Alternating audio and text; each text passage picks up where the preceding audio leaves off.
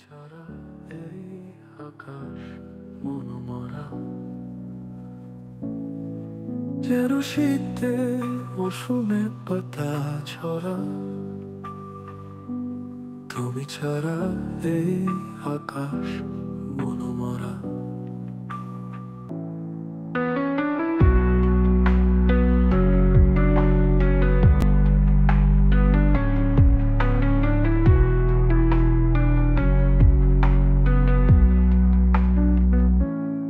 হারাতে দেব না কোনোদিন তোমাকে, আগলে রাখবো রইল এই অঙ্গীকার। হারাতে দেব না কোনোদিন তোমাকে, আগলে রাখবো রইল এই অঙ্গীকার। হারাতে দেব না কোনোদিন তোমাকে, আগলে রাখবো রইল এই অঙ্গীকার।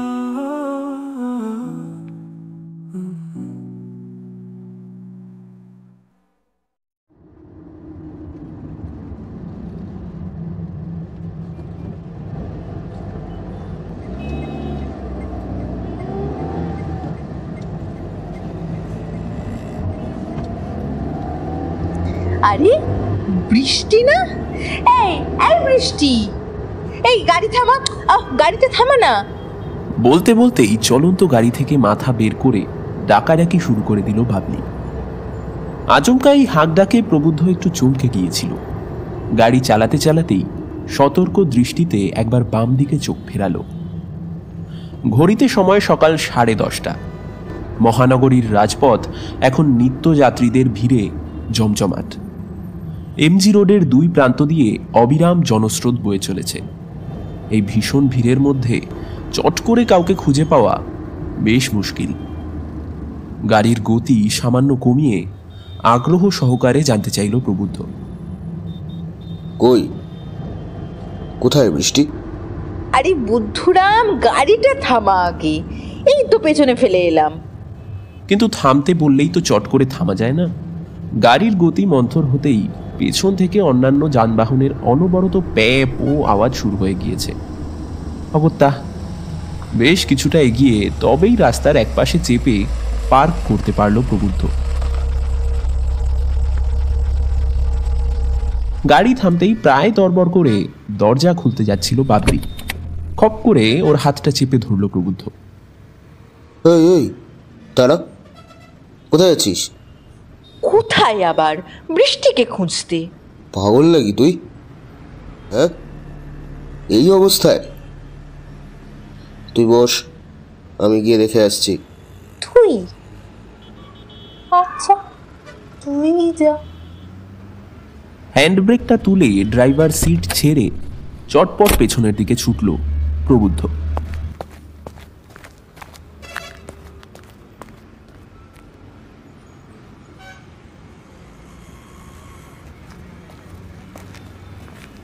মিনিট 5 বাদেই বিষণ্ণ মুখে ওকে ফিরে আসতে দেখা গেল। কিরে, দেখতে পেলি না ওকে? না রে, এত ভিড়ের মধ্যে চট করে কাউকে খুঁজে পাওয়া যায় নাকি? এই, তুই ঠিক দেখেছিলি তো? আজব তো, দিনে দুপুরে খামোকা ভুল দেখতে যাব কেন? ওই তো ঠিক কলেজ স্ট্রিট ক্রসিংয়ে যে বড় শাড়ির দোকানটা আছে না, সেখান থেকেই জাস্ট বেরোতে দেখলাম ওকে। তবে এই চত্বরটা এখন লোকের লোকারণ্য, তাতে খুঁজে পাওয়া এমনিতেই কষ্টকর। তবে তার মাঝে চেনা কেউ যদি থাকতো অবশ্যই চোখে তো পড়তো। ধুস, তোর দ্বারা কিচ্ছু হবে না, আমি যেতে পারলে ঠিক খুঁজে পেতাম। কি দারুণ একটা সুযোগ ছিল মেয়েটাকে একবারে হাতে নাতে ধরে ফেলার। এমনিতে তো 1000টা ফোন মেসেজ করলেও রাগ করে না আজকাল। হ্যাঁ রে, ওদের দুজনের কাউকেই তো আর গ্রুপে অ্যাক্টিভও থাকতে দেখি না। কি যে করছে দুটো কে জানে। সেই বিয়ের সমস্যাটা কি এখনো মেটেনি নাকি কিছুই জানি না। কে জানে, আবির বৃষ্টি দুটোই তো সেম ক্যাটাগরির। বুক ফাটবে তবু মুখ ফুটবে না। সেই 2 বছর আগে আমাদের বিয়ের সময় শেষ দেখেছিলাম জুটিকে, তারপর ফের বেপাত্তা। মাঝখানে তো শুনেছিলাম ওদের নাকি ব্রেকআপ অবধি হয়ে গেছে। তখন অবশ্য কথাটা বিশ্বাস করিনি, কিন্তু এখন যেন মনে হচ্ছে ব্যাপারটা সত্যি হলেও হতে পারে। কেন বলতো? খুব অল্প সময়ের জন্য ওকে দেখতে পেয়েছিলাম, কিন্তু একটা বিষয় আমার চোখে দিয়ে যায়নি। ওই দোকানটা থেকে বৃষ্টির ঠিক পেছনেই আরেকজন বেরিয়ে এসেছিল। বৃষ্টির হাতে তখন অনেকগুলো প্যাকেট ধরা ছিল। বাইরে বেরোতেই সে প্যাকেটগুলো একরকম জোর করেই ওর কাছ থেকে নিজের হাতে নিয়ে নিল। ওর বাবা মা কেউ কি? আরে না না, বাবা মা তো নয়ই, এমনকি ওর পরিবারের কেউ বলেও মনে হলো না। বৃষ্টির ফ্যামিলি মেম্বারদের অনেককেই তো আমি চিনি। এই ভদ্রলোকটি নিঃসন্দেহে তাদের মধ্যে কেউ নন। তুই এত শিওর হচ্ছিস কিভাবে? মেয়েদের চোখে অনেক কিছুই প্রথম নজরে পুঙ্খানুপুঙ্খভাবে ধরা পড়ে। তোরা ছেলেরা তো আর সবসময় হয়তো খুঁটিনাটি বিষয় নিয়ে মাথা ঘামাস না। টল, ডার্ক, হ্যান্ডসাম বলে একটা বিশেষণ মাঝে সাঝে ব্যবহার করা হয় না সুপুরুষ যুবকদের বর্ণনা করার জন্য? বৃষ্টির সাথে যাকে দেখতে পেলাম তাকে ঠিক এই ক্যাটাগরিতেই ফেলা যায়। বৃষ্টির অন্য একটা অ্যাফেয়ার চলছে এমন একটা গুজব মাঝখানে কানে এসেছিল বটে, কিন্তু তখন ঠিক বিশ্বাস করতে পারিনি। কিন্তু যেন এখন মনে হচ্ছে সেটা সত্যি হলেও হতে পারে। বলিস কি রে? এসব আবার কবে থেকে শুরু হলো? আমি তো এসবের কিছুই জানতাম না। তোর আর আজকাল আমাদের সবার খোঁজ খবর নেওয়ার সময় কোথায় বল? দিন রাত তো অফিস আর অ্যাসাইনমেন্ট সামলাতে দৌড়ে বেড়াচ্ছিস। এই যে আজ একটু সময় করে যে বেরিয়েছিস, সেটাও তো আমার কত জন্মের ভাগ্য। বিয়ের পর থেকেই তো দেখতে পাচ্ছি, আর একটু আগের মতো সময় দিস না আমাকে। ব্যাপারটা যে মাঝমাঠ থেকে এভাবে শীতে দর্শক গ্যালারিতে ঢুকে পড়বে তা মোটেই অনুমান করতে পারেনি প্রবুদ্ধ। তবে কিনা বছর খানেক সংসার করার পর উত্তপ্ত গৃহিণীকে শান্ত করার বিদ্যেও পুরুষ মানুষকে স্বভাবগুণে শিখে নিতে হয়। নেহাত স্টিয়ারিং থেকে দুহাত একসাথে বিযুক্ত করা যাবে না। তাই বা হাতে আলতো করে বাবলির উরু স্পর্শ করে নরম স্বরে বলল, আহা, আমার উপর খামোখা চড়ছিস কেন বাবলি? হ্যাঁ, সে আজকাল না হয় কাজের চাপ একটু বেশি আছে, কিন্তু তোকে যদি একদম সময় না দিতাম তাহলে কি আজকের এই দিনটা আসতো আমাদের? বল, আসতো আমাদের জীবনে? বাবলির ফর্সা গালে ঈষৎ লালিমা যুক্ত হলো। এক ঝলক প্রবুদ্ধর দিকে তাকিয়ে চোখ ফিরিয়ে নিল সে। তারপর কিছুটা সলজ্জ কণ্ঠে বলল, হ্যাঁ, ওই একটা কাজই বোধহয় সময় মতো করে গিয়েছিস। তাহলে দেখতেই পাচ্ছিস, নিয়মিত সাধনা করে গেলে ঠিক ফল আসবেই। চটাস করে ওর গায়ে একটা চাটি মেরে বাবলি নিজেও ফিক করে হেসে ফেলল। এমন লোকের উপর কপট রাগ দেখানো ভারী মুশকিল। এই আচ্ছা শোন না, তোর কি মনে হয় বলতো? একটু আগে যার সাথে বৃষ্টিকে দেখেছিস তার সাথেই ওর কোনো অ্যাফেয়ার চলছে? দেখ, এক ঝলকে দেখায় এত কিছু পুরোপুরি বোঝা সম্ভব না। বৃষ্টি এখন আর আমাদের কারোর সাথেই তেমন যোগাযোগ রাখে না, তাই আজকাল কি করছে, কার সাথে ঘুরছে, কিছুই সঠিক জানা নেই। তবে ওর এক রিলেটিভের সাথে অনেক দিন আগে আমার একবার আচমকা পথে দেখা হয়েছিল। বৃষ্টির জাততো বোন তৃষা। তখন ওর কাছ থেকে শুনেছিলাম নর্থ বেঙ্গলে কোন একটা পাহাড়ি এলাকায় নাকি বৃষ্টির পোস্টিং হয়েছে। সেখানে হসপিটালের একজন ডাক্তারের নাম করছিল, খুব ভালো সার্জন। তার সাথে নাকি বৃষ্টির ঘনিষ্ঠতা বেড়েছে, এমনটাই বলেছিল আমাকে। বাপরে, এই তো রীতিমতো ব্রেকিং নিউজ রে। ডাক্তারের মেয়ে শেষে কিনা ঘুরে ফিরে সেই আরেক ডাক্তারের প্রেমে পড়ল। তা কি নাম বলেছিস যেন তার? নামটা মতো মনে নেই বাপু, আজকাল ডাক্তার দেখলেই আমার ভারী ভয় লাগে। খালি গাদা গাদা জ্ঞান আর কাঁড়ি কাঁড়ি ওষুধ দেওয়ার চল। শোন না, আর কতক্ষণ লাগবে পৌঁছাতে? আমার খুব খিদে পেয়েছে, চল না কাছাকাছি কোনো একটা রেস্টুরেন্টে খেতে যাই। সে কি রে, এর মধ্যে খিদে পেয়ে গেল? ব্রেকফাস্ট করেই তো বেরোলাম বাড়ি থেকে, নাকি? আমার মতো তোর পেটেও যদি এমন একটা 8 মাসের জুনিয়র বুদ্ধুরাম থাকতো, তাহলে ঠিকঠাক বুঝতে পারতিস কেন ঘড়ি ঘড়ি এত খিদে পায়। আর বেশিক্ষণ লাগবে না রে, হেভি ট্রাফিকের জন্যই এতটা সময় লেগে গেল। বাই দ্য ওয়ে, আমার বেবি যে জুনিয়র প্রবুদ্ধ হবে, জুনিয়র বাবলি নয়, সেটা কি করে বুঝলি? সে ঠিক আন্দাজ করা যায়, তোরও তো জেনে কাজ নেই। তবে পেটে না ধরলেও আমার কিঞ্চিত অবদান রয়েই যায় বল। সেটা নিয়ে অস্বীকার করার কোনো উপায় কিন্তু নেই। নিজের ওই যত কিঞ্চিত অবদান নিয়ে সন্তুষ্ট থাকুন বাবা জীবন। আপাতত বেবির খুব খিদে পেয়েছে, সেটা আগে ভাবুন। ওকে ওকে, আমার 2 বেবির জন্য চট জলদি কিছু খাবারের ব্যবস্থা করছি আমি, একদম চাপ নিস না, ঠিক আছে? हम है तो क्या गम है। একটা চন্দর।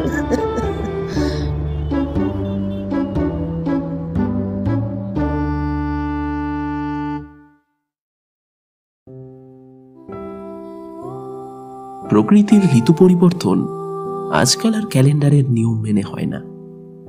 ডিসেম্বর মাসে বৃষ্টি হলেই সেটাই বর্ষাকাল, আবার ভরা শ্রাবণে কটকটে রোদ্দুরের দিনেও বৃষ্টির আশা করাই অনর্থক মনে হয়।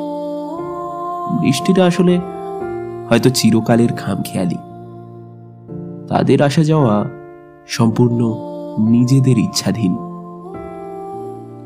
অফিসে এখন লাঞ্চ ব্রেক চলছে। হালকা একটু টিফিন সেরে আবির একটা নিরিবিলি জায়গায় চলে এসেছে ধূমপান করার জন্য। সিগারেটটা প্রায় ছেড়েই দিয়েছিল এক সময়, কিভাবে যেন পুনরায় তামাক সেবনের অভ্যেসটা ফের জাগিয়ে উঠেছে সম্প্রতি। লাইটার হবে? হ্যাঁ, বৃষ্টির কথা ভাবতে ভাবতে খানিকটা আনমনা হয়ে পড়েছিল আবির। আচমকা প্রশ্নটা শুনে একটু চমকে পেছন ফিরে তাকালো সে। লাইটারটা শেয়ার করলে ভালো হয়, আমারটা কেন জানি হঠাৎ বিট্রে করছে। Yes ma'am.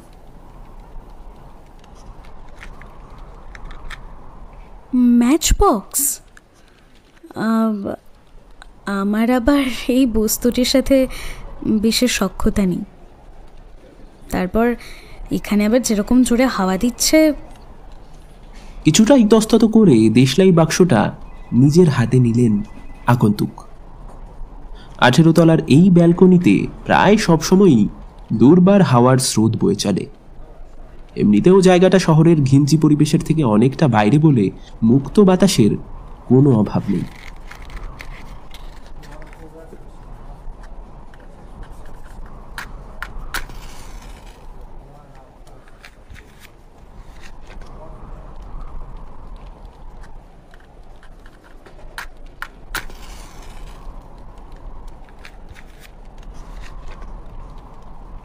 আগন্তুকের আশঙ্কাই সত্য বলে প্রমাণিত হল। পরপর 3টি দেশলাই কাঠি ধ্বংস করার পরেও যখন কৃতকার্য হলেন না, তখন বাধ্য হয়েই আবিরকে এগিয়ে আসতে হলো। মেয়াই? হ্যাঁ, ও শিওর, প্লিজ। লাল টুকটুকে ওষ্ঠাধরের এক প্রান্তে ঝুলতে থাকা সিগারেটটাকে 2 হাত দিয়ে আড়াল করে সযত্নে তাতে অগ্নিসংযোগ করে দিল আবির। এত কাছে আসার জন্যই হয়তো একটা মিষ্টি পারফিউমের হালকা সুবাস ওর ঘ্রাণেন্দ্রিয়কে অতি মাত্রায় সক্রিয় করে তুলল। চটপট দুপা পিছিয়ে এলো আবির। Thanks a lot deer. পরপর কয়েকটা দীর্ঘ ধোয়ার কুণ্ডুলি ছেড়ে একগাল হেসে কৃতজ্ঞতা প্রকাশ করলেন গ্লোবাল টেক কোম্পানির কলকাতা ব্রাঞ্চের সিনিয়র এক্সিকিউটিভ অভিপ্সা মুখোপাধ্যায়। তারপর কেমন লাগছে নিজের শহরে ফিরে এসে? ব্যালকনির রেলিংয়ে ঠেস দিয়ে ভ্রু নাচিয়ে প্রশ্ন ছুড়ে দিলেন আবিরের দিকে। ইয়ার দোস্ত হলে আলাদা কথা, কিন্তু অফিসে নিজের বস, তথাপি এমন একজন সম্ভ্রান্ত মহিলার সামনে ধূমপান করতেই অস্বস্তি বোধ করছিল আবির। সম্ভব হলে এখনই সিগারেট নিভিয়ে বিপরীত দিকে হাঁটা লাগাতো, কিন্তু এখন আর পালানোর উপায় নেই। ধূমপানের থেকেও অভিপ্সাকে এখন আবিরের প্রতি বেশি মনোযোগী মনে হচ্ছে।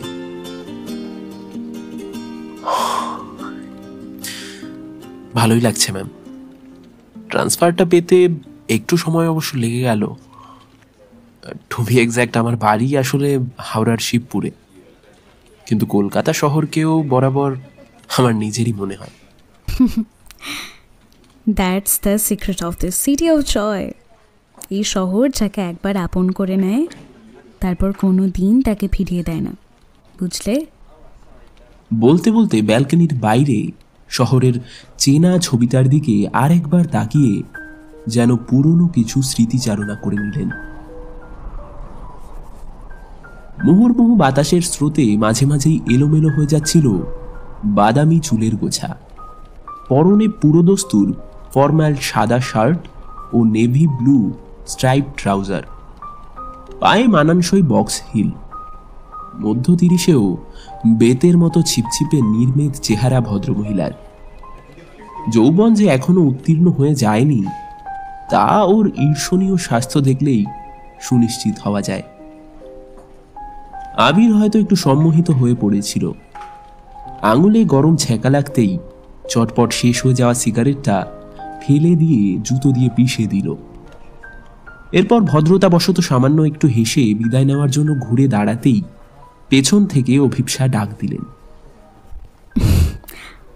আবির। Yes ma'am.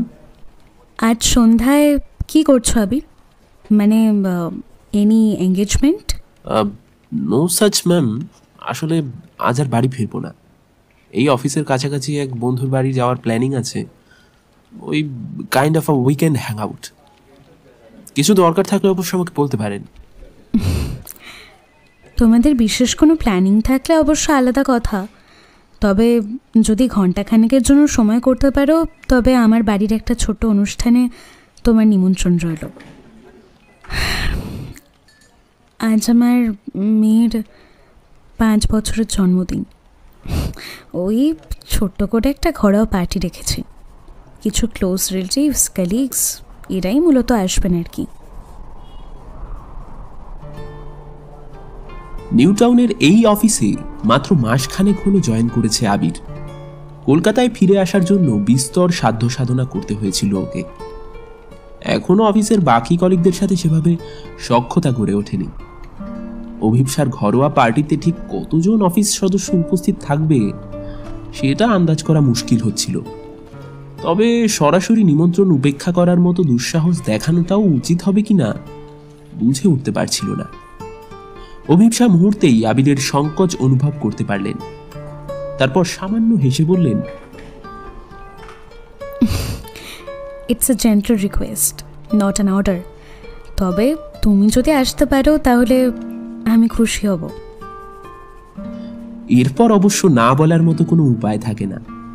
নীরবে ঘাড় নেড়ে ব্যালকনি থেকে বিদায় নিল আবির।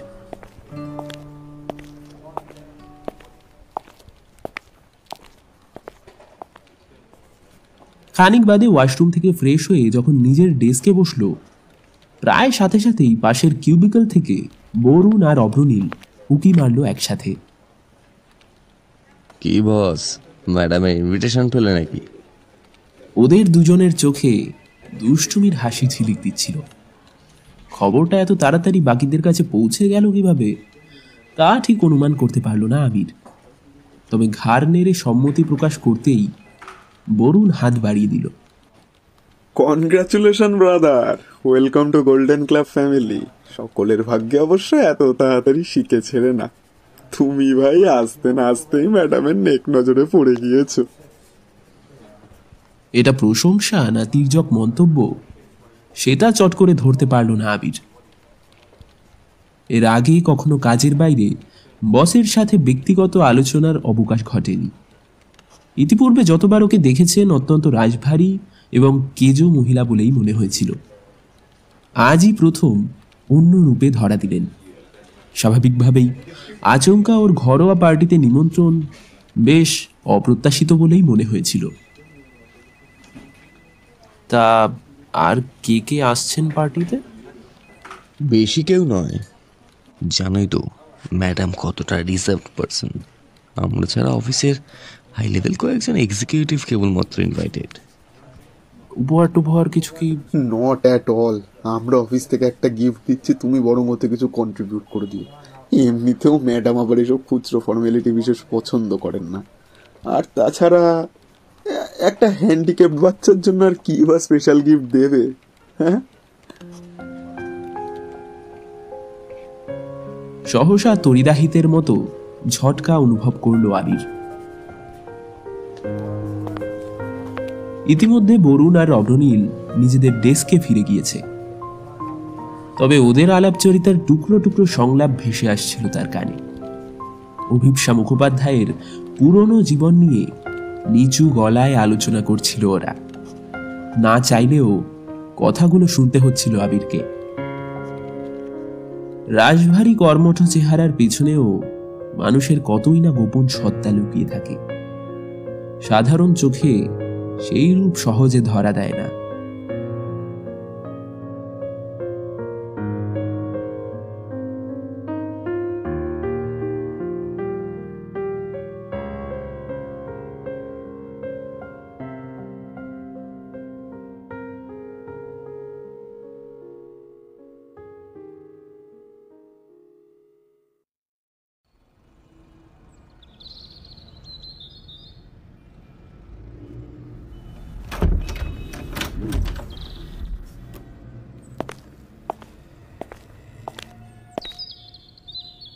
ও কি ফিরতে না ফিরতেই শুয়ে পড়লি? জামা কাপড়ও ছাড়লি না এখনো। হ্যাঁ রে, শরীর খারাপ লাগছে নাকি? শরীর ঠিক আছে, ওই একটু টায়ার্ড লাগছিল আর কি। আচ্ছা, এখন উঠে শরবতটা খেয়ে নে তো, চাঙ্গা লাগবে বেশ। বৃষ্টি বাধ্য মেয়ের মতো বিছানায় আধশোয়া হয়ে মায়ের হাত থেকে শরবতের গ্লাসটা নিয়ে প্রায় এক নিঃশ্বাসে শেষ করে ফেলল। বেশ তেষ্টা পেয়েছিল। বেলা তো অনেক গড়িয়ে গেল, এই অবেলায় কি আর ভাত খাবি? যদি একটু ছাঁচি পেঁয়াজ দিয়ে পোস্ত বাটা হয় তাহলে ভাত খেয়ে নেব। তোদের বাপ বেটির পোস্ত ছাড়া আর কোনো পদ মুখে রোচে না। সারা দিন হাত পুড়িয়ে যে রান্নাগুলো করলাম সেগুলো কে উদ্ধার করবে শুনি? গত 2 বছরে পাহাড়ে পোস্ত ছাড়া কীভাবে যে বেঁচেছিলাম সে আমিই জানি। ওখানে মেসের খাবার খেতে খেতে জিভের গোড়ায় যেন জং লেগে গিয়েছিল। এখন প্রাণ ভরে তোমার হাতে সব রান্না খেয়ে সুদে আসলে উসুল করে নেব, কি বলো? আচ্ছা বেশ, তুই আগে গিয়ে ফ্রেশ হয়ে নে।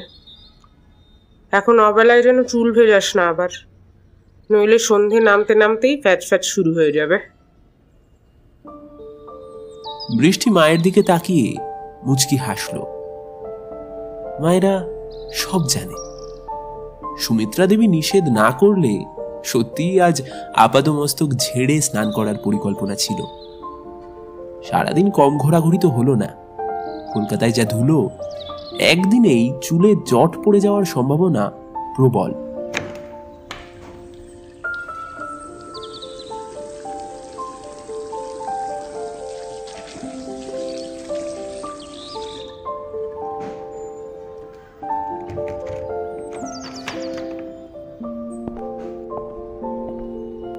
খানিক বাদে টেবিলে মেয়েকে খাবার দাবার সব গুছিয়ে নিজেও পাশে একটা চেয়ার টেনে নিয়ে বসলেন সুমিত্রা দেবী।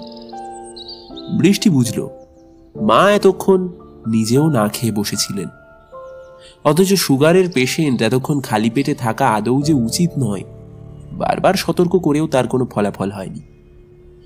বৃষ্টি তাই আর নিষ্ফল চেষ্টা না করে ভাত মাখতে মাখতে প্রশ্ন করল,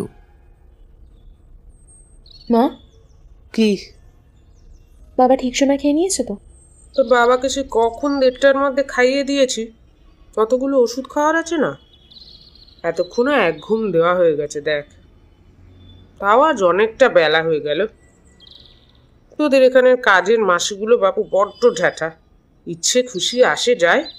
আজ কত দেরি করে এসেছিল জানিস? একা হাতে আর কত দিক সামলাবো বলতো। এদিকে টাইমে টাইমে তোর বাবাকে খাবার আর ওষুধ দেওয়ার কথা ভুলে গেছে শুভময়। আরও কিছু বলতে যাচ্ছিলেন সুমিত্রা দেবী, হঠাৎ প্রসঙ্গ পরিবর্তন করে কিছুটা চাপা গলায় বললেন, হ্যাঁ রে, ছেলেটা যে তোকে তড়িঘড়ি পৌঁছে দিয়েই চলে গেল। এত করে বললাম, একটা মিষ্টি অবধি মুখে তুলল না। রাগ টাগ করেছে নাকি বলতে? বৃষ্টি তখন এক মুখ ভাতে ঠাসা।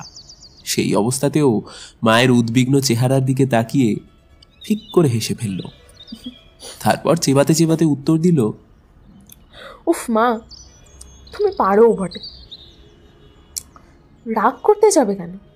আরে আমাদের ফেরার সময় একটা নার্সিংহোম থেকে বারবার কল আসছিল, তাই তাড়াতাড়ি আমাকে নামিয়ে দিয়ে ফিরে গেল। এরপর যখন আবার আসবে তখন প্রাণ ভরে রান্না করে খাইয়ে দিও, কেমন? তোরা তো শুধু আমার রান্নাটাই দেখিস, এদিকে আমি ভেবে মরি ছেলেটাকে কিভাবে আদর আপ্যায়ন করব। এখানে আসা অবধি এত কিছু করছে আমাদের জন্য, কিছু অন্তত খাতির যত্ন না করলে চলে? এখন হয়তো বুঝবি না, নিজে ঘর গৃহস্থালি শুরু কর, টের পাবি। বৃষ্টি এবার আর কোনো প্রত্যুত্তর দিতে পারল না। বাস্তবিক শুভময় না থাকলে অসুস্থ বাবাকে নিয়ে ও একা হাতে এত কিছু সামলাতে পারত না। সুগার, প্রেশার ইত্যাদি হাজারটা সমস্যা নিয়ে বৃষ্টির বাবা অশোকবাবু বহুদিন হলো ভুগছিলেন। হঠাৎ মাস 6 আগে প্রচন্ড বুকে ব্যথা অনুভব করেন। তড়িঘড়ি করে স্থানীয় গ্রামীণ হসপিটালে ভর্তি করা হয়। বৃষ্টি তখনও পাহাড়ে কর্মরত। খবরটা পেয়ে অত্যন্ত দিশেহারা অনুভব করছিল। এত দূর থেকে কিভাবে কি করবে যখন ভেবে কুলকিনারা পাচ্ছিল না, ঠিক তখনই স্বয়ং দেবদূতের মতো স্বেচ্ছায় নিজের ঘাড়ে সব দায়িত্ব তুলে এগিয়ে এলো ডক্টর শুভময় মৈত্র। তারপর দ্রুত বৃষ্টির বাবাকে কলকাতায় ভালো হসপিটালে ভর্তি করা থেকে শুরু করে যাবতীয় সমস্ত কাজ একা হাতেই নিপুণভাবে সামলে দিয়েছেন। প্রাথমিক ধাক্কাটা সামলে নেওয়ার পর জানা গেল বৃষ্টির বাবার হার্টের অবস্থা খুব একটা ভালো নয়, অবিলম্বে পেসমেকার বসাতে হবে। বৃষ্টি ততদিনে সিদ্ধান্ত নিয়ে ফেলেছে, বাবা মাকে ছেড়ে এখন থেকে আর এত দূরে একা থাকা যাবে না। এবারেও শুভময় ভীষণ সাহায্য করলেন। সরকারি চাকরিটা ছেড়ে কলকাতার একটা নামী বেসরকারি হসপিটালে ওরই রেকমেন্ডেশনে বৃষ্টির নতুন চাকরি পাকা হয়ে গেল। অশোকবাবুর অপারেশনের পর ওর নিয়মিত চেকআপের প্রয়োজন ছিল। মেদিনীপুর থেকে সেটা বেশ কষ্টকর হয়ে যাচ্ছিল। তাছাড়া কলকাতায় নতুন জয়েন করার পর বৃষ্টি নিজেও আর কোনো মেস বা হোস্টেলে থাকতে চাইছিল না। সর্বসম্মতিক্রমে শেষমেশ কেষ্টপুরে একটা ফ্ল্যাট ভাড়া নেওয়া হয়েছিল। দেখতে দেখতে বেশ কয়েকটা মাস কেটে গেল। অশোকবাবু এখন অনেকটাই সামলে উঠেছেন। বৃষ্টিরা তাই বেশ নিশ্চিন্তই আজকাল।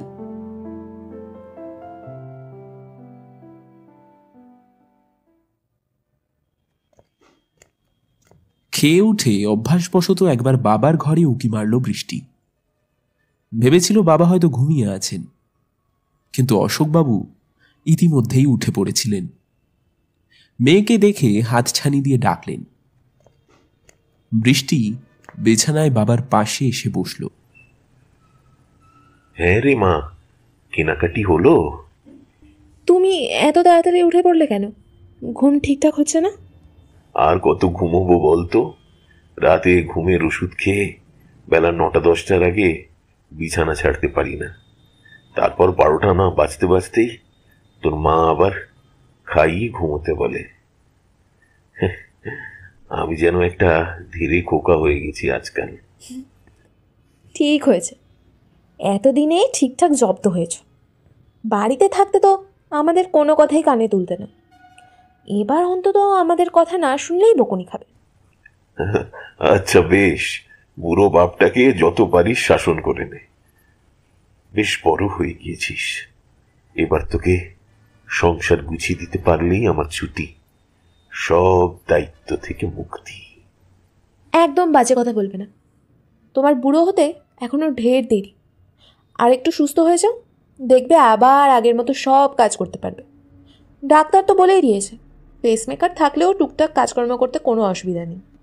আচ্ছা ঠিক আছে, সেসব হবে খন। তা বললি না তো, আজ এত কি কেনাকাটা করলি? সে অনেক জিনিস ড্রয়িং রুমে রাখা আছে, তুমি বরং আর একটু বিশ্রাম করে নাও, সন্ধেবেলা সব খুলে দেখাবো, ঠিক আছে? এবার শুয়ে পড়ো দেখি, অনেকক্ষণ ধরে বসে আছো। এই তো শুয়ে পড়ছি মা।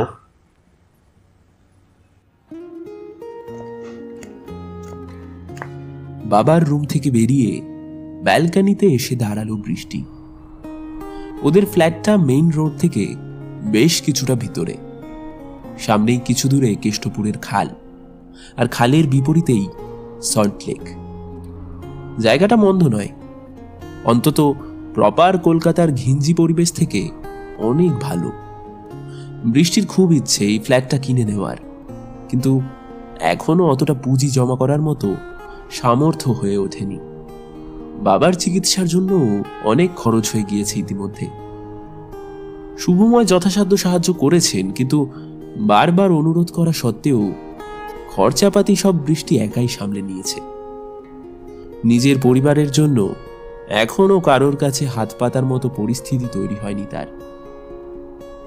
শুভময় মানুষটাকে যত দিন যাচ্ছে ততই যেন আরো নতুন করে চিনছে বৃষ্টি। কোনো কিছুর প্রত্যাশা ভিন্ন আজও যে এমন ব্যতিক্রমী মানুষ সংসারে উপস্থিত আছেন, শুভময় যেন সেই অভাবনীয় ঘটনার জলজ্যান্ত প্রমাণ। আকাশ কুসুম ভাবতে ভাবতে আনমনা হয়ে পড়েছিল বৃষ্টি। চিন্তার স্রোত হঠাৎ ছিন্ন হল মোবাইলের রিংটোনে। তড়িঘড়ি নিজের ঘরে ঢুকে ফোনটা হাতে তুলে নিতেই কপালে চিন্তার ভাঁজ পড়ল। কল রিসিভ করার অপশনটা স্পর্শ করতে গিয়েও বহুক্ষণ থমকে রইল আঙুল।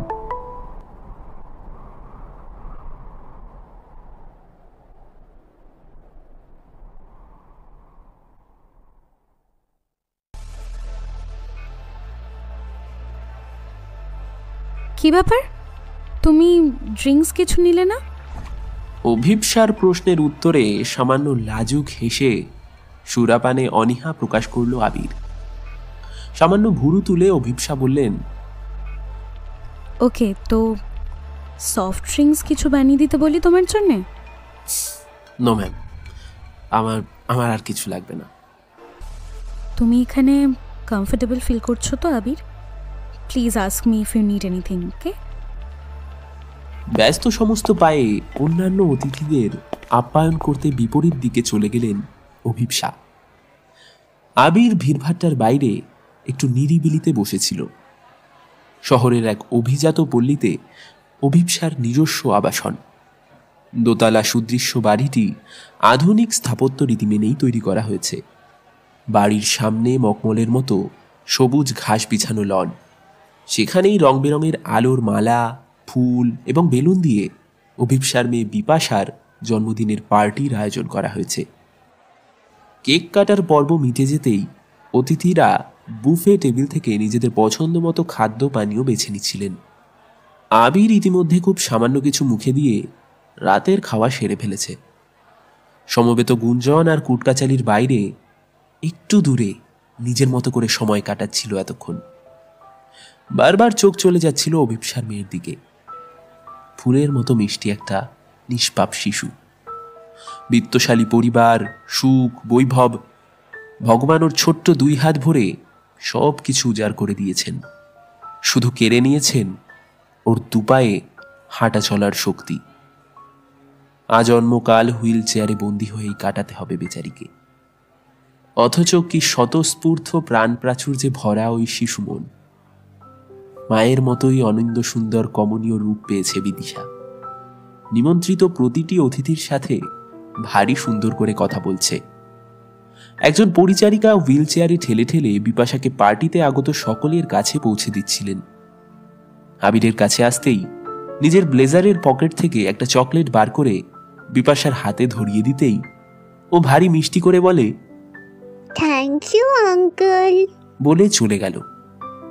আবিরের বুকের ভেতরটা কেমন যেন মুচড়ে উঠল, সিক্ত হয়ে উঠল 2 চোখের প্রান্ত।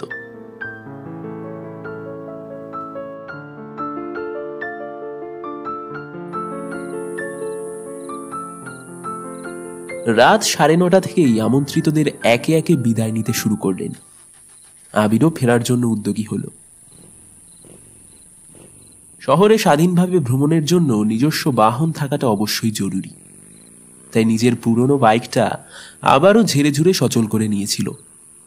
বছর 10 পুরনো সঙ্গী এতদিন ভালোই সঙ্গ দিয়ে এসেছে, কিন্তু আজ হঠাৎই বেগর ভাই শুরু করলো। সেলফ স্টার্ট থেকে বারংবার পদাঘাতেও যখন বাহন মৃদু চিচি রব ছাড়া আর বিশেষ কিছুই করে উঠতে পারল না, তখন ভারী অস্বস্তিকর পরিস্থিতির মধ্যে পড়ল আবির। মোটরের কল কবজা সংক্রান্ত যতটুকু বিদ্যে জানা ছিল সেটাও বিশেষ কাজে এলো না। শহরের এই অচেনা জায়গায় কাছাকাছির মধ্যে কোথাও মোটর রিপেয়ার শপ আছে কিনা সেটাও জানা নেই। বরুণ আর অভ্রনীল ইতিমধ্যে বিদায় নিয়েছে, না হলে ওরা নিশ্চয়ই সাহায্য করতে পারত। ঘরমাক্ত কলিবরে যখন একমুখ দুশ্চিন্তা নিয়ে আকাশ পাতাল ভাবছিল আবির, ঠিক তখনই পেছন থেকে ওর নাম ধরে কেউ ডাক দিল, Abir, what happens dear? Any problem? কোনো একজন আত্মীয়কে বিদায় জানাতে লনের বাইরে বেরিয়ে এসেছিলেন অভিপ্সা। আবিরকে এইভাবে রাস্তার ধারে দাঁড়িয়ে থাকতে দেখে দ্রুত সামনে এগিয়ে এলেন। বাইকটা স্টার্ট নিচ্ছে না ম্যাম, আগে কখনো এমন হয়নি, বরাবরই দিব্যি চলে, কেন জানি না হঠাৎ বিগড়ে গেল। ওকে, চিন্তা করো না, আপাতত তোমার বাইকটা রাস্তা থেকে আমাদের গেটের ভিতরে পার্ক করে দাও। এখানে আবার রাত বেরোতে মাঝে মধ্যেই চুরিচামারি হয়। আর তুমি ভিতরে এসে বসো, আমি দেখছি, ব্যবস্থা করে দিচ্ছি, কেমন? অগত্যা কর্তির ইচ্ছাই কর্ম। অচল বাইকটাকে ঠেলে ঠেলে লনের একপাশে পার্ক করে দিল আবির। অভিপ্সা আপাতত বাকি অতিথিদের বিদায় সৎকারে ব্যস্ত আছেন। পকেট থেকে নিজের মোবাইলটা বের করে আবির চেষ্টা করতে লাগলো যদি কোনো অ্যাপ ক্যাব বুক করে আপাতত ফেরার বন্দোবস্ত করা যায়। বাইকটা আগামীকাল সকালে এসে ফেরত নিয়ে গেলেই হবে। আরো মিনিট 10 পরে অভিপ্সা আবিরের কাছে ফিরে এলেন। বাড়ি এখন প্রায় সম্পূর্ণ অতিথি শূন্য। ডেকোরেটার্সের লোকজন জিনিসপত্র গোছাতে শুরু করেছে। আবির হতাশভাবে লনে পায়চারি করছিল। অনেকক্ষণ চেষ্টা করেও একটা গাড়ি বুক করতে পারেনি সে। 2-1 ড্রাইভার অবশ্য রাজি হয়েছিল, তবে তারা অ্যাপ নির্ধারিত ভাড়ার বাইরে অবিশ্বাস্য রকমের অতিরিক্ত টাকা দাবি করছিল। রাগের চোটে মোবাইল থেকে অ্যাপগুলো ডিলিটই করে দিয়েছে আবির। প্রয়োজনের সময়ই এদের আসল রূপ দেখতে পাওয়া যায়।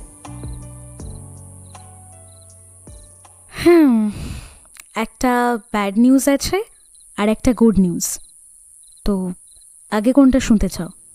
খারাপ সময়ে আগে ব্যাড নিউজটাই না হয় শুনি। ওকে, তো আমার পরিচিত একজন মেকানিক ছিলেন কাছেই, তাকে কল করেছিলাম, কিন্তু দুর্ভাগ্যবশত তিনি এখন আউট অফ সিটি। তাছাড়া এত রাতে কাছাকাছির মধ্যে আর কোনো দোকান খোলা পাবে না, তাই আজ অন্তত তোমার বাইক সচল করা সম্ভব হচ্ছে না, বুঝলে তো? গাড়ি ঠিক হওয়ার আশা আগেই এক প্রকার ছেড়ে দিয়েছিল আবির, তাই এই খবরে নতুন করে হতাশ হলো না। But the good news is that আমার গাড়িতে তোমাকে ড্রপ করে দেবো, তাই একদম দুশ্চিন্তা করো না, আমি আসছি এক্ষুনি। কোনো রকম আপত্তির সুযোগ না দিয়ে দ্রুত গ্যারেজের দিকে চলে গেলেন অভিপ্সা। আবির এতদিনে যতটুকু দেখেছে তাতে তিনি নিজেই গাড়ি ড্রাইভ করেন, অর্থাৎ এত রাতে উনি নিজেই ড্রাইভ করে আবিরকে সেই শিবপুর পর্যন্ত ড্রপ করতে যাবেন। ব্যাপারটা ভাবতেই একই সঙ্গে প্রচন্ড বিবৃত এবং চিন্তিত বোধ করল আবির। কিন্তু এখন আর কিছুই করার নেই। অভিপ্সা ইতিমধ্যে ওর ঝকঝকে কালো সেডেন গাড়িটা নিয়ে বেরিয়ে এসেছেন। আবির একটু ইতস্তত করছিল, অভিপ্সা ড্রাইভার সিট থেকে হাঁক পারলেন। Come on dear, hurry up. আমাকে আবার ফিরে এসে little princess bed time story শোনাতে হবে, নইলে আবার মহারানীর ঘুমিয়ে আসবে না। অগত্যা বিপরীত দিকের দরজা খুলে অভিপ্সার পাশের সিটে বসে পড়ল আবির।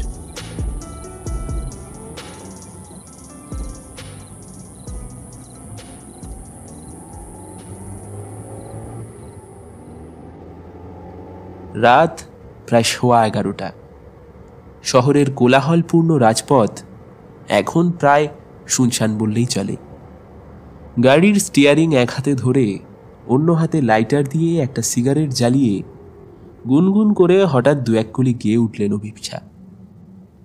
চেহারায় ক্লান্তির ছাপ থাকলেও মুখে একটা অদ্ভুত প্রশান্তি খেলা করছে ওর।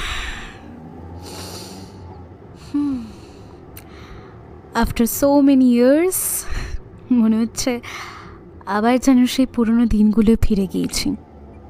নাইট লাইফ, লং ড্রাইভ, উফ, হোয়াট দোজ ডেজ ওয়্যার।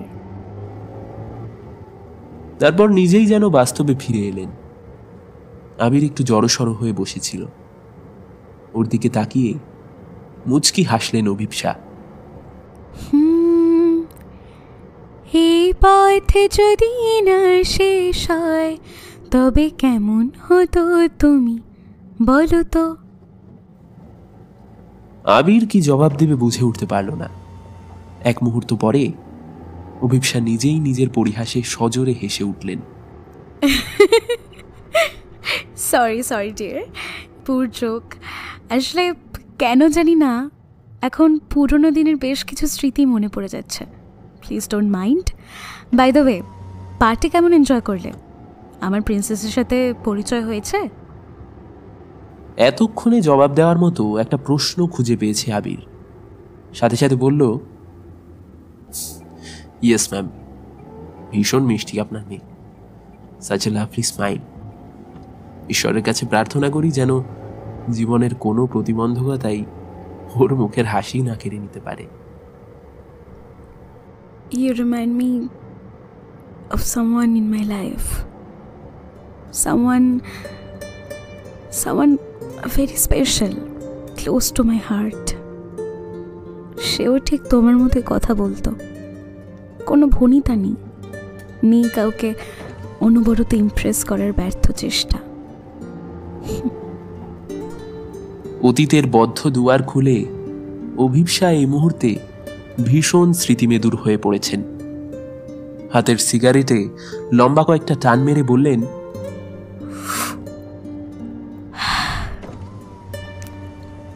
আমার হাজব্যান্ড পরমের কথা কিছু শুনেছ কিনা জানি না।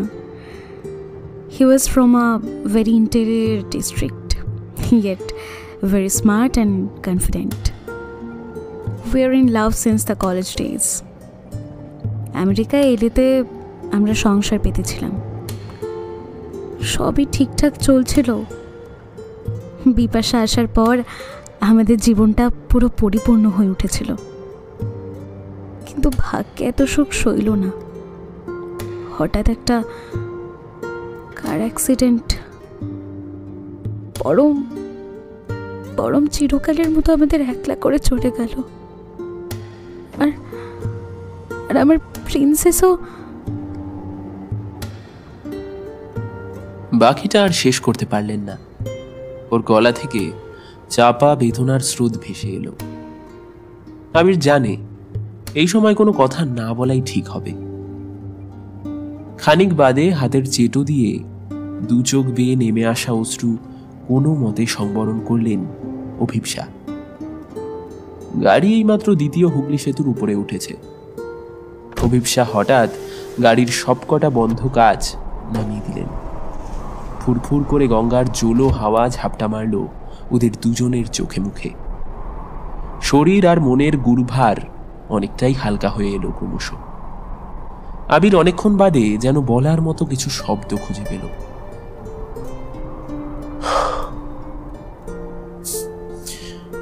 সময়ের সাথে সাথে জীবনের অনেক পুরনো ক্ষতই হয়তো শুকিয়ে যায়, কিন্তু আমাদের প্রিয় মানুষদের স্মৃতি কখনোই জীবন থেকে পুরোপুরি মুছে যায় না।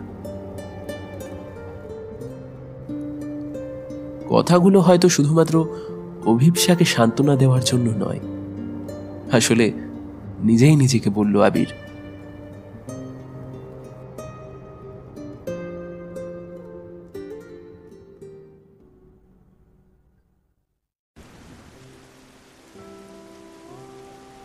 বৃষ্টি পড়ে এখানে 12 মাস, এখানে মেঘ গাভীর মতো চড়ে, পরাং মুখ সবুজ নালি ঘাস দুয়ার চেপে ধরে, অবনী বাড়ি আছো?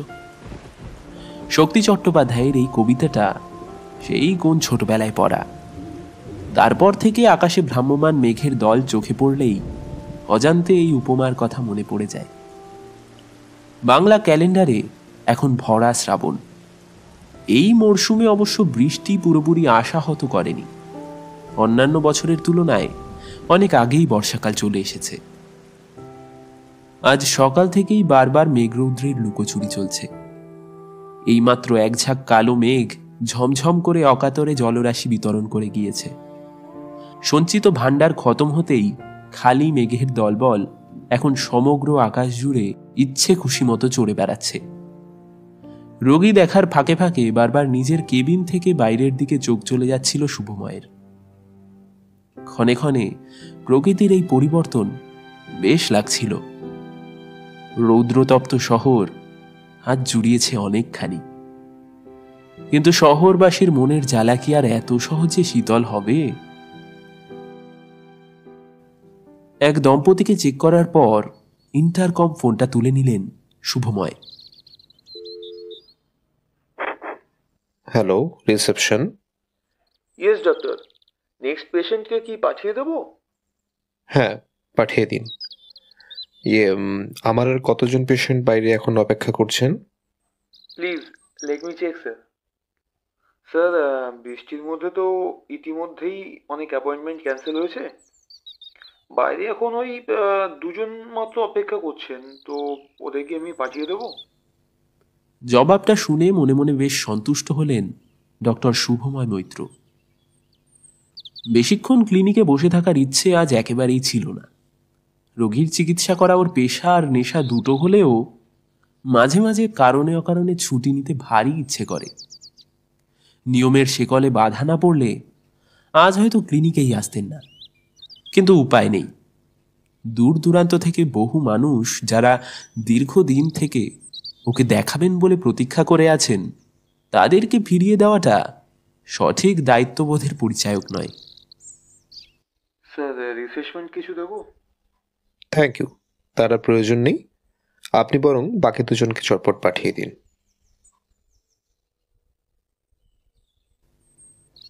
আরও প্রায় আধ ঘন্টা বাদে ছুটি মিলল।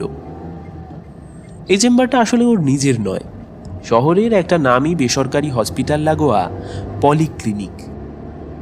উত্তরবঙ্গ থেকে মাত্র 2-3 মাস হলো কলকাতায় ফিরেছেন। পুরনো চাকরিটা আর ধরে রাখার ইচ্ছে ছিল না। অবশ্য শহরে ইতিমধ্যে অনেক জায়গা থেকেই প্রচুর অফার আসছিল। আপাতত সেই মতো টুকটাক চালিয়ে নিচ্ছেন। শেষ পর্যন্ত পাকাপাকিভাবে এখানেই থিতু হবেন কি না তা এখনো চূড়ান্ত সিদ্ধান্ত নেওয়া হয়নি। প্রসেন? হ্যাঁ স্যার, বলুন। এখন বাড়ির দিকে যেতে হবে না, তুমি বরং কেষ্টপুরের দিকে গাড়ি ঘোরাও। Okay sir. ড্রাইভারকে কেষ্টপুরের দিকে গাড়ি ঘোরাতে নির্দেশ দিয়ে ব্যাক সিটে মাথা এলিয়ে দিলেন শুভময়। বিগত কয়েকটা মাস কেমন ঝড়ের গতিতে ওদের সকলের জীবন চিরতরে পাল্টে দিয়ে চলে গেল। মুহুর্মুহু প্রয়োজনে বারবার উত্তরবঙ্গ থেকে ছুটে আসতে হচ্ছিল। বৃষ্টিরা সপরিবারে কলকাতায় চলে আসার পর উনি নিজেও আর পাহাড়ে থাকতে পারলেন না। সেই ফিরতেই হলো নিজের চেনা শহরে। মায়ের ইচ্ছেতেই বিয়েটা তাড়াহুড়ো করে সেরে ফেলতে হচ্ছে। নমিতা দেবীর কথার অবাধ্য কোনোদিনই হননি পূর্বে, তাই হাতে খুব অল্প সময় থাকলেও সাগ্রহে সম্মতি দিয়েছেন। আগেকার সময়ে বিয়েবাড়ির পূর্ব প্রস্তুতি বেশ সময় ও ঝঞ্ঝাট সাপেক্ষ ছিল। বর্তমানে সেই সমস্যারও একটা ভালো সমাধান চলে এসেছে। এত অল্প সময়ের মধ্যে কিভাবে কি হবে সেটাই যখন আসল মাথা ব্যথার কারণ ছিল, ঠিক তখনই কোনো এক নিকট আত্মীয় ওয়েডিং প্ল্যানারের আইডিয়া দিলেন। সোজা কথায় ফেলো করি মা হোটেল। হল বুকিং থেকে ক্যাটারার আয়োজন সব দায়িত্বই তাদের। এত কাজের চাপ একা হাতে বহন করা সত্যিই শুভময়ের পক্ষে সম্ভব ছিল না। বিয়েবাড়ির প্রয়োজনীয় বস্ত্র ও অলংকারের যেটুকু কেনাকাটা বাকি ছিল সেটাও বিগত সপ্তাহে সেরে ফেলা হয়েছে। আত্মীয় পরিজনদের নিমন্ত্রণ আর কার্ড বিতরণের বিষয়গুলো অবশ্য মা আর বোন দুজন মিলেই দেখে নিচ্ছে। এখন তাই মনে মনে অনেকটাই নিশ্চিন্ত বোধ করছে শুভময়। এবার আগামী নির্ধারিত দিনে মধুরেণ সমাপয়ত। শুধু একটি মানুষের জন্য বারবার ভারাক্রান্ত হয়ে উঠছে ওর অন্তর। বাবা এই সুন্দর দিনগুলো দেখে যেতে পারলেন না। বিজ্ঞান অশরীরী অস্তিত্বের কথা বিশ্বাস করে না। শুভময় কিন্তু মনে প্রাণে বিশ্বাস করেন ভালোবাসার মানুষরা স্থূল শরীর ত্যাগ করলেও তাদের আশিস রেণু অদৃশ্য ধূলিকণার মতোই সর্বদা আমাদের ঘিরে থাকে। যখনই জীবনে কঠিন পরিস্থিতির মুখোমুখি হতে হয় তখনই তারা নেপথ্যে থেকে অনবরত তাদের সাহায্য করেন।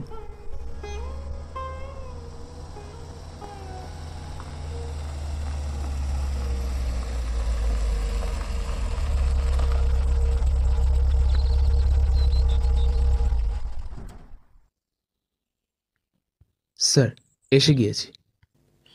ড্রাইভারের ডাকে চোখ খুললেন শুভময়। সাইড ব্যাগ থেকে স্টেথো আর বিপি মেশিনটা নিয়ে অতঃপর গাড়ি থেকে নেমে বৃষ্টির ফ্ল্যাটের দিকে পা বাড়ালেন।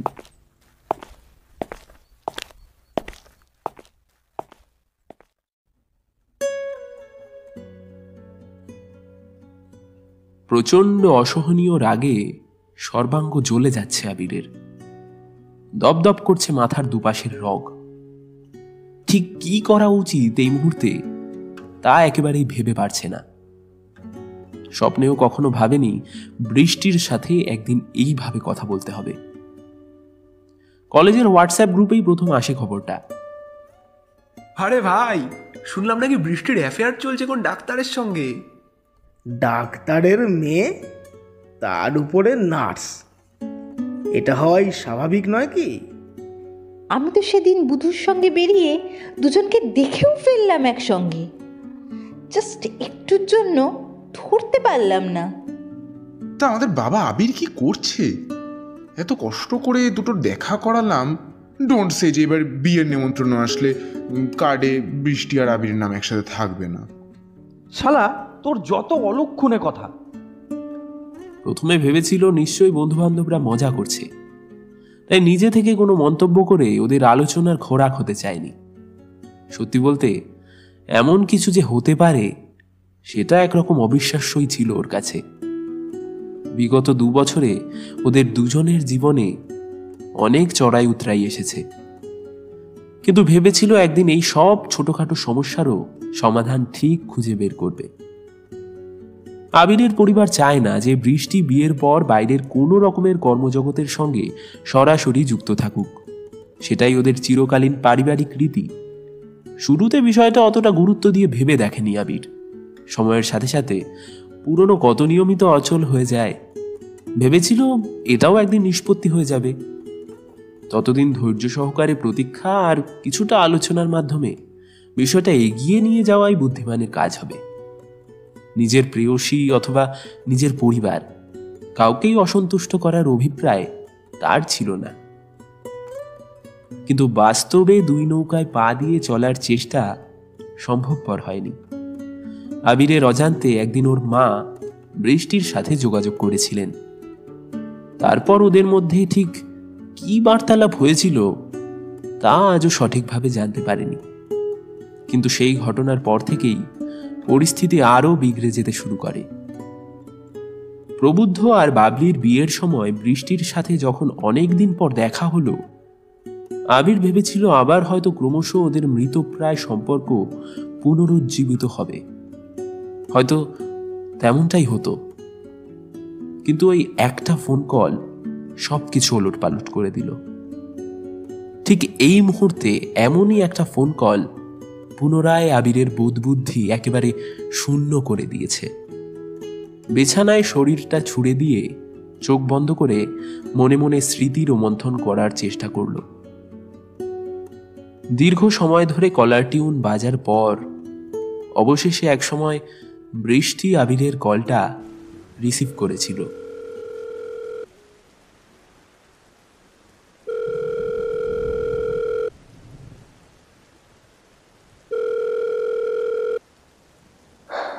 হ্যাঁ বল। খবরটা তাহলে সত্যি? কোন খবর? ড্যাম ইট, তুই বিয়ে করতে চলেছিস আর সেটা আমাকে অন্য কারো কাছ থেকে জানতে হচ্ছে? হ্যাঁ, সত্যি নিশ্চয়ই? তুই এই খবরটা পেলি কোথা থেকে? যেখান থেকেই জানতে পারি সেটা বড় কথা নয়, তুই শুধু আমাকে এটা বল, খবরটা সত্যি নাকি মিথ্যা? আবারও বহুক্ষণ নীরব রইল বৃষ্টি। এবার যে ও নিজেও ক্রমশ উত্তেজিত হয়ে পড়েছে তা ওর ঘন ঘন নিঃশ্বাস প্রশ্বাসের আওয়াজ থেকেই বোঝা যাচ্ছে। প্রবল উত্তেজনায় পুনরায় চেঁচিয়ে উঠতে যাচ্ছিল আবির। তার আগেই ফোনের বিপরীত প্রান্ত থেকে বৃষ্টির ইস্পাত কঠিন স্বর ভেসে এলো। আর যদি বলি এটাই সত্যি? How could you? তুই পারলি সত্যি এক ঝটকা এইভাবে আমাদের এতদিনের সম্পর্কটাকে ভেঙে দিতে? একবার আমার কথা মনে পড়লো না? হ্যাঁ, কি চেয়েছিলাম তোর কাছে? কি মানে কি চেয়েছি আমি তোর কাছে? একটু সময় তো চেয়েছি। হ্যাঁ, আমি চেষ্টা করছি সবকিছু ঠিক করার, তাও তোর কিছু মনে হলো না? হ্যাঁ, পারলি না একটু সময় দিতে আমায়? কেন? আর কত সময় চাস তুই আবির? আর কত অপমান আমাকে সহ্য করতে হবে বলতে পারিস? আর কোন সম্পর্কে দোহাই দিচ্ছিস আবির? আমার বিপদের দিনে কই তোর এতটুকু সাহায্য তো পেলাম না। এতদিন দূরে ছিলিস বলে কি সব দায়িত্ব কর্তব্য থেকে হাত গুটিয়ে রেখে দিবি? আমি না, তুই এবার আমার কথা শোন। অনেক বলেছিস, অনেক কিছু ভেবে নিয়েছিস তুই আমার সম্পর্কে। এবার আমার কথাগুলো তোর জেনে রাখা দরকার। আত্মসম্মান বর্জন করে না আমি কখনো জীবনে কিছু করেছি, আর না ভবিষ্যতেও কিছু করব। বিয়েটাই জীবনের একমাত্র লক্ষ্য নয় আবির, আর সেটা করলেও নিজের সম্মান আর পরিচয় কখনো নষ্ট করে সেই পথে এগোবো না। তবে তোর মনে যখন এতই কৌতূহল, তুই সন্দেহ আমাকে নিয়ে, তাহলে একটা কথা ভালো করে শুনে রাখ। আমার বিপদের দিনে যারা আমার পাশে থেকেছেন তারাই আমার প্রকৃত বন্ধু, তারাই সব থেকে আপন। তাই ভবিষ্যতে জীবনে কি সিদ্ধান্ত নিতে চলেছি তাই নিয়ে আমি কারোর কাছে কৈফিয়ত দিতে বাধ্য নই। বৃষ্টির এই রূপ আবির আগে কখনো উপলব্ধি করেনি। আরো অনেক অনেক কথা বলা বাকি ছিল ওর, কিন্তু সবকিছু যেন গলার কাছে কেমন একটা দলা পাকিয়ে অবরুদ্ধ করে দিল। বিপরীত প্রান্ত থেকে প্রায় অনুরূপ কঠিন স্বরে বলে চলল বৃষ্টি। আগামী 29শে শ্রাবণ তোকেও আমন্ত্রণ জানানো রইল। যা শুরু করেছিলি তার শেষ দেখতে চাইলে চলে আসিস, ঠিকানা পাঠিয়ে দেব। আর কিছু বলার আগেই সংযোগ বিচ্ছিন্ন করে ফোনটা সুইচ অফ করে দিয়েছিল বৃষ্টি। বাইরে এখন আকাশ কালো করে ঘন ঘন বজ্রবিদ্যুৎ সহ বৃষ্টিপাত হচ্ছে। প্রকৃতির রুদ্ররূপের প্রভাব এখন দুটি মানুষের অন্তরেও সমানভাবে প্রতিফলিত হচ্ছে। বিধাতাই জানেন এই দুর্যোগের শেষ কোথায়। ভেবেছিলাম একদিন কেউ আমার আপন হবে, আমার মনের তার ঠিকানা। ভেবেছিলাম একদিন কেউ আমার আপন হবে, আমার মনের শুধু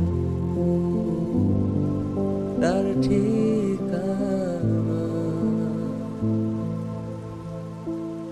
আজ এই হৃদয় পুড়ে যাই, যাকে বাসলাম ভালো, গেল সেই হারিয়ে দিয়ে জ্বালা।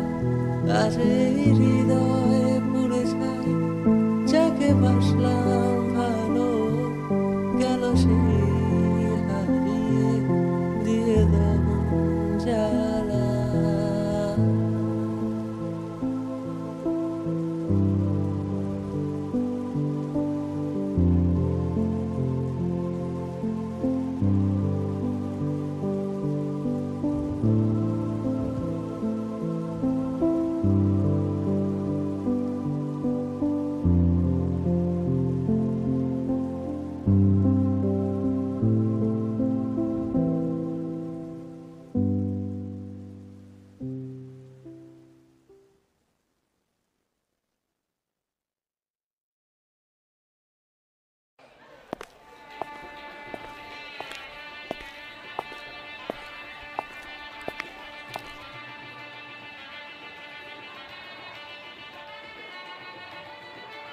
বিশাল বড় ব্যাংকোয়েট হলে প্রবেশ করা মাত্রই কিছুটা হকচকিয়ে গেল আবির। বিয়েবাড়ির আয়োজন যে বেশ বড়সড় তা ম্যারেজ হলের বাইরে থেকেই প্রকাশ পাচ্ছিল, কিন্তু ভেতরের ব্যবস্থাপনা দেখে এই জায়গার কৌলিন্য বুঝতে বেশি সময় লাগলো না। এখন সন্ধ্যা প্রায় 7টা হবে। ইতিমধ্যেই আমন্ত্রিত অতিথি অভ্যাগতের ভিড়ে চারপাশ জমজমাট। হলের ঠিক মাঝামাঝি জায়গায় অত্যন্ত সুপরিকল্পিতভাবে সুদৃশ্য মণ্ডপ সাজানো হয়েছে। পুরোহিত মশাই ইতিমধ্যে বিয়ের আয়োজনের যাবতীয় সামগ্রী গুছিয়ে রাখতে ব্যস্ত। কনের পরিবারের লোকজন হাতে হাতে ওকে সহযোগিতা করছেন। বাকি আত্মীয় স্বজন আশেপাশেই নিজেদের মধ্যে জটলা করে গল্পগুজব করছেন। সেকেলে রীতি অনুসরণ করে রীতিমতো লাইভ নহবত আয়োজন করা হয়েছে হলের এক প্রান্তে। সানাই বাদকের অপূর্ব মূর্ছনা এই পরিবেশকে যেন আরও আবেগঘন করে তুলেছে। সকলের আনন্দমুখর হাস্যোজ্জ্বল চেহারার মাঝে নিজেকে কেমন যেন অসহায় মনে হলো আবিরের। এভাবে হঠকারিতা করে বিনা আমন্ত্রণে এখানে আসাটা আদৌ ঠিক হলো কিনা সেটাও ক্রমাগত মনে খোঁচা দিয়ে চলেছে। কিন্তু না এসেই বা কিভাবে সম্পূর্ণ নিষ্প্রিয়ভাবে ঘরে বসে থাকতে পারত? বিগত কয়েকদিন কি অসম্ভব মানসিক যন্ত্রণার মধ্যে কাটিয়েছে তা একমাত্র ওর অন্তরই জানে। অনেক বুঝিয়েছে নিজেকে, অনেক সংগ্রাম করেছে নিজের যাবতীয় ইচ্ছে অনিচ্ছের সাথে। তারপর একসময় মেনে নিতে বাধ্য হয়েছে এই তিক্ত সত্যতাকে। তবুও অন্তত একবার এই বিদায় লগ্নে বৃষ্টিকে না দেখে কিছুতেই নিজেকে শান্ত করতে পারছিল না। নববধূর বেশে কেমন হবে তার সাজ? সেও কি দূর থেকে আবিরকে দেখেও অপরিচিতের মতো ব্যবহার করবে, নাকি সবার মাঝে তীক্ষ্ণ দৃষ্টিতে ওকে বেরিয়ে যাওয়ার পথ দেখিয়ে দেবে? তা দিলে দিক, তবুও তো চোখের ভাষায় অন্তত শেষবারের মতো বিদায়টুকু জানানো বাকি থাকবে না। কাউকে খুঁজছো? নিজের অন্তর্মনের সাথে অনবরত সংগ্রাম করতে করতে খানিকটা অন্যমনস্ক হয়ে পড়েছিল আবির। হঠাৎ পেছন থেকে কারোর একটা ডাক শুনে ঘুরে তাকালো। সুদৃশ্য বেনারসি শাড়ি পরিহিতা একজন মধ্যবয়স্কা মহিলা, শান্ত কমনীয় চেহারা, ঠোঁটের কোণে মমতাময়ী স্নিগ্ধ হাসি। ভদ্রমহিলার প্রশ্নের উত্তরে তাৎক্ষণিকভাবে কিছুটা বিভ্রান্ত হয়ে পড়েছিল আবির। আসলে যাকে মনে মনে খুঁজে বেড়াচ্ছে তার কথা কিভাবেই বা চট করে অকপটে স্বীকার করতে পারে। না মানে আসলে আমি শুভ। ও, তুমি শুভর কলেজের বন্ধু বুঝি? ও আচ্ছা আচ্ছা, তা যাও না, ওদিকে যাও। তোমাদের বাকি বন্ধুরা সবাই ওইখানেই আছে জানো, তুমি যাও, গেলেই সবার সঙ্গে দেখা হয়ে যাবে। মেয়ে তো সেজে গুজে এইমাত্রই এসে বসলো, এদিকে আবার লগ্ন পড়ে গিয়েছে। আমি একটু এই পাশটা সামলে নিই। হ্যাঁ। হন্তদন্ত হয়ে ভদ্রমহিলা বিয়ের মণ্ডপের দিকে এগিয়ে গেলেন। আবির ওকে খুঁটিয়ে দেখছিল। বৃষ্টির পরিবারের অনেক সদস্যকেই ও ভালো করে চেনে। একে অবশ্য কখনো আগে দেখেছে বলে মনে হলো না। অবশ্য ইনি হয়তো ডক্টর শুভময়ের পরিবারের কেউ হতে পারেন, তাই আবিরকে ছেলের বন্ধুস্থানীয় ভেবে নিয়েছেন। এত অল্প সময়ে সেই ভুলটা আর ভাঙানোর অবকাশ ছিল না। তবে দিক নির্দেশ যখন পেয়ে গিয়েছে তখন আর অযথা সময় নষ্ট করার কোনো মানে হয় না।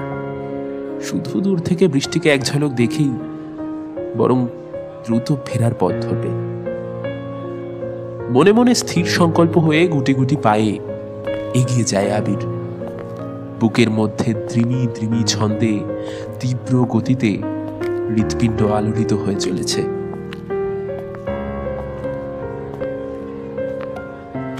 হলের এক প্রান্তে একটি পৃথক কক্ষে কোণের আসন। সেই ঘরের সামনে এখন অজস্র মানুষের ভিড়। হঠাৎ দুজন পরিচিত মানুষকে সেই ঘর থেকে বেরিয়ে আসতে দেখে চট করে অন্যদিকে মুখ ঘুরিয়ে নিল আবির। বৃষ্টির বাবা ও মা দুজনেই অবশ্য ব্যস্ত পদক্ষেপে অন্যদিকে চলে গেলেন। অপরাধীর মতো নিজের চেহারা আড়াল করে রইল আবির। আর কিভাবেই বা ওদের মুখোমুখি দাঁড়াবার সাধ্য আছে ওর। ভিড় কাটিয়ে কোনো মতে টুক করে নিজের শরীরটা ঘরের ভেতরে গলিয়ে দিল আবির। মুহুর্মুহ ফ্ল্যাশের ঝলকানিতে চোখ ধাঁধিয়ে যাচ্ছিল, তাও নিষ্পলকে জড়বৎ স্থির হয়ে দাঁড়িয়ে রইল আবির। এই দৃশ্যের প্রত্যাশাতেই কি ও যাবতীয় লৌকিকতা ভুলে ছুটে এসেছে এখানে? চূড়ান্ত বিস্ময়ের ঠিক কতখানি মুহূর্ত অতিবাহিত হয়েছিল জানা নেই। সহসা নিজের ডান কাঁধে কারোর একটা স্পর্শ অনুভব করল। এই যে আবির বাবু, কি কোণে দেখা হলো? দীর্ঘদেহী এক সুপুরুষ হাসি মুখে পাশে দাঁড়িয়ে আছেন। আবির একে ঠিক চিনতে পারল না। ভাঙা ভাঙা স্বরে পাল্টা প্রশ্ন করল,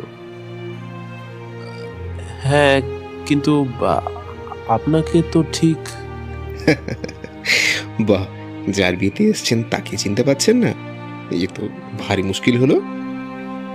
ও, আপনি কি তাহলে? হ্যাঁ, আমি ডক্টর শুভময় মৈত্র। আর ওই যে কোণের বেশে যাকে দেখছেন সে আমার একমাত্র বোন শুভাঙ্গিনী। আসলে আজ আমার নয়, আমার বোনের বিয়ে। আবির কি জবাব দেবে ভেবে পেল না। এতখানি চমক আর বিস্ময়ের জন্য ও আদৌ প্রস্তুত ছিল না। শুভময় ওর মনের ভাব আন্দাজ করতে পেরেই হয়তো ওকে হাত ধরে ভিড়ের পরিবেশ থেকে বাইরে বের করে আনলেন। আজ আর এই ব্যস্ততার মাঝে গুছিয়ে আলাপ টালাপ করার সময় নেই। সেই পর্বটা না হয় পরে একদিন গুছিয়ে সেরে নেওয়া যাবে, তাই তো? আবিরকে নিয়ে হাঁটতে হাঁটতে অপেক্ষাকৃত নির্জন করিডোরের দিকে এগিয়ে গেলেন শুভময়। আবির শুধু নীরবে বিস্মিত দৃষ্টিতে ওকে অনুসরণ করে চলল। আবির, তুমি বয়সে অনেকটাই আমার থেকে ছোট, তাই ওই আপনি টাপনি ছেড়ে তুমি করে বলছি। দেখো, তোমাদের সম্পর্কের কথা আমার অজানা নয়, তাই অযাচিত জ্ঞানটা দেব না, শুধু দুই একটা তরকারি কথা বলে নিচ্ছি। তুমি যার খোঁজে আজ এখানে এসেছো, সে আজও তোমারই আছে, তোমারই শুধু ছিল চিরকাল। তাই নির্ভয়ে থাকো, শুধুই বেঁচে রেখে না আর একলা থাকার কষ্টটা দিও না। বড় অভিমানী মেয়ে, নিজের কষ্টের কথাগুলো সহজে বলতে চায় না। ভালোবাসার সাথে ওর প্রাপ্য সম্মানটুকু থেকেও প্লিজ ওকে কখনো বঞ্চিত করো না। যাও, ওই পাগলি হয়তো এখনো তোমারই অপেক্ষায় রয়েছে। আবির পায়ে পায়ে হলের পিছনের দিকের আলো ছায়া লনে এগিয়ে গেল। অদূরে স্বল্প আলোকে এক নারীর ছায়ামূর্তি। বিপরীত দিক থেকে ক্রমশ এগোতেই পরিচিত শরীরী অবয়ব চিনতে ভুল হল না। ইতিমধ্যে কখন যেন ইলশে গড়ি বৃষ্টি শুরু হয়েছে। এই বৃষ্টিতে শরীর ভেজে না, শুধু সিক্ত হয় তপ্ত মনের উত্তাপ। দুটি হৃদয়, দুটি মন সেই কতকাল আগেই এই বৃষ্টির জলে ধুয়ে একাকার হয়ে গিয়েছিল। শুধু জীবনই বারবার শীত গ্রীষ্মের ঝাপটায় ক্রমাগত ভালোবাসার পরীক্ষা নিয়ে গেছে। আগামী দিনে আবারও নেবে অসংখ্যবার, কিন্তু ভালোবাসা যদি হয় এমনই মজবুত, প্রেম যদি হয় এমনই অটুট, তবে মেঘের আড়াল থেকে বারবার ফিরে ফিরে দেখা দেবে এক পশলার উত্তর। তুই আবার ফিরে আয়, ভালোবাসা ভরিয়ে আবিরে দুহাত রাঙিয়ে দেব, দুজনই আবার পথ হারাবো। আজ শুধু তোকে পেতে চাই করা স্বপ্নের শহরে, তুই বৃষ্টি হয়ে আয়, নেভা দহন জ্বালা। আজ শুধু তোকে পেতে চাই, শুধু আমার আদরে, ঝড়ে বৃষ্টি হয়ে আয়, নেভা দহন জ্বালা।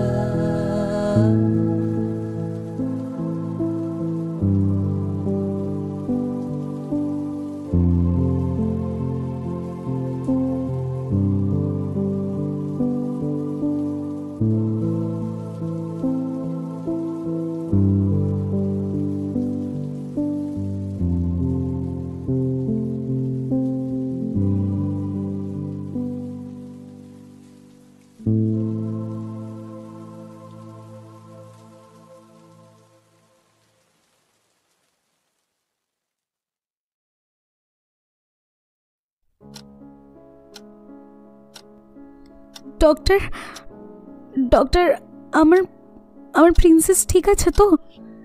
ডোন্ট ওয়ারি মিসেস মুখার্জি, এখন আর কোনো ভয় নেই। তবে একটা আঘাত পেয়েছে তো, তাই একটু শকে আছে। একটা সিডেটিভ দিয়েছি, একটু ঘন্টাখানেক ঘুমিয়ে নিক, জেগে উঠলে দেখবেন অনেকটাই সুস্থ বোধ করছে। ডক্টর শুভময় আশ্বাস দেওয়ার পরেও যেন ঠিকঠাক সন্তুষ্ট হতে পারছিলেন না অভিপ্সা। বিপাশার কেবিনের বাইরে কাচের জানলায় মুখ লাগিয়ে বসেছিলেন এক নাগারে। আচমকা হুইল চেয়ার থেকে গড়িয়ে পড়ে কপালে ও হাঁটুতে চোট পেয়েছে বিপাশা। আঘাত তেমন গুরুতর না হলেও সাথে সাথে মেয়েকে নিয়ে হসপিটালে দৌড়ে এসেছেন অভিপ্সা। মেয়ে অন্ত জীবন তার, কিভাবেই বা এত সহজে নিশ্চিন্ত হবেন?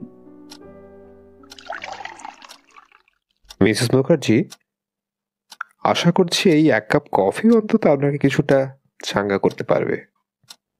নিজের থার্মোফ্লাস্ক থেকে ইতিমধ্যে কাগজের কাপে কফি ঢেলে অভিপ্সার দিকে এগিয়ে দিয়েছেন শুভময়। অভিপ্সা একটু অপ্রস্তুত বোধ করলেও কফিটা তুলে নিতে দ্বিধা করলেন না। Thanks, thanks doctor. আজ শুভময়ের নাইট ডিউটি। গভীর রাতে আচমকাই যখন আহত মেয়েকে নিয়ে অভিপ্সা এখানে ছুটে এসেছিলেন, তখন প্রথম থেকেই উনি এই কেসটা হ্যান্ডেল করছেন। এখন আপাতত পরিস্থিতি স্বাভাবিক, তাই কেবিনে একটু স্বস্তির পরিবেশ।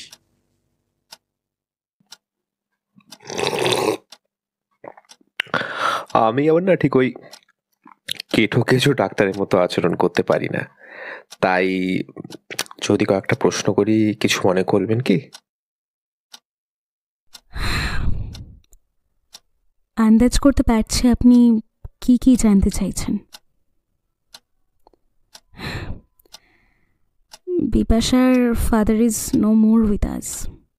স্টেটসে থাকতে একটা গাড়ি দুর্ঘটনায় উনি চলে গিয়েছিলেন। আমার মেয়েও এই একই ঘটনার পর থেকে হাঁটা চলার শক্তি হারিয়ে ফেলেছে। শুভময় আরও কিছু প্রশ্ন করে খুঁটিয়ে খুঁটিয়ে বিস্তারিত তথ্য জেনে নিলেন। তারপর এক সময় বললেন, ওকে মিসেস মুখার্জি, আপনি কি কখনো স্টেম সেল থেরাপির কথা ভেবেছেন? ইয়েস ডক্টর, কিন্তু কিন্তু ঠিক ভরসা পাইনি জানেন তো। ভরসাতেই তো দুনিয়া কায়েম আছে ম্যাডাম। একটুখানি সাহস আর অনেকখানি ভালোবাসায় একটা গোটা পৃথিবী জয় করা যায়। কয়েক মাস বাদে নিউরোমেডিসিন নিয়ে রিসার্চের জন্য আমি স্টেটসে যাচ্ছি। দেখুন, বিপাশার এখন বয়স কম, and I think there is still some hope for a recovery. And if you are agree, then we can take a leap of faith. ভেবে দেখুন।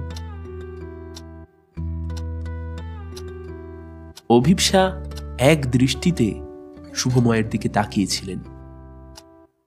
মাত্র কয়েক ঘন্টার পরিচয়েই মানুষটিকে কেমন যেন অনেক দিনের পরিচিত মনে হচ্ছে। মনে হচ্ছে এমন একজন আপনজন যাকে সহজেই ভরসা করা যায়। প্রস্তাবটা একটু ঠান্ডা মাথায় ভেবে দেখতে পারেন। ওকে মিসেস মুখার্জি, এখন তবে বিদায়। আশা করছি হয়তো খুব শিগগিরই আবার দেখা হবে। চললাম, গুড নাইট। রাতের আধার ধীরে ধীরে ধূসর হয়ে আসছে। আকাশের প্রান্ত থেকে মুঠো মুঠো রোদ্দুর কণা ক্রমশ ছড়িয়ে পড়ছে নবতলে।